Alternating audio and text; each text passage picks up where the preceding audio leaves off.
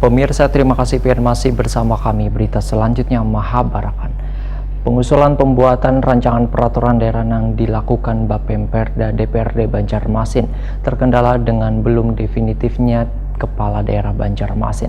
Lantaran pengajuan pengesahannya harus mendapat persetujuan dari kementerian.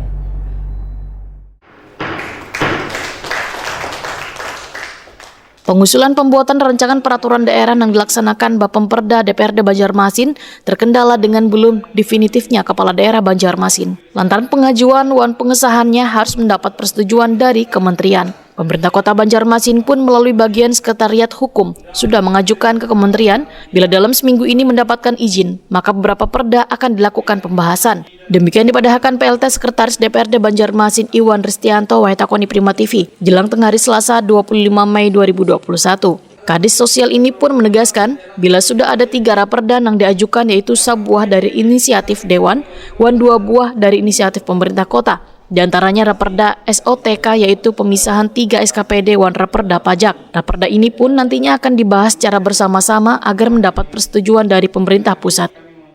SOTK itu rencanakan ada pemisahan, ada 3 SKPD, Bekauda menjadi keuangan dan dispenda, kemudian di sungai maksudnya di PUPR, ada PUPR dan juga ada dinas sungai, kemudian di Satpol PP itu yang gabungan antara Satpol PP dan Damkar, Damkar dipisah tersendiri dinasnya.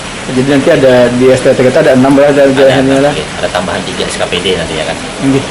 Pak, itu berarti sudah pasti Pak kalau disetujui oleh pusat Pak untuk melakukan itu Pak? Nah, makanya digodok dulu kan, nanti sama-sama kemudian setujui gitu. Tergantung dari komunikasi intens antara pemerintah kota dengan pemerintah provinsi maupun pusat. Iwan Ristianto pun optimis bila raperda yang telah diusulkan Bapemperda bisa terselesaikan hingga akhir tahun 2021. Dikarenakan mulai dari masing-masing komisi alat kelengkapan dewan lainnya sudah menyusun jadwal kerjanya.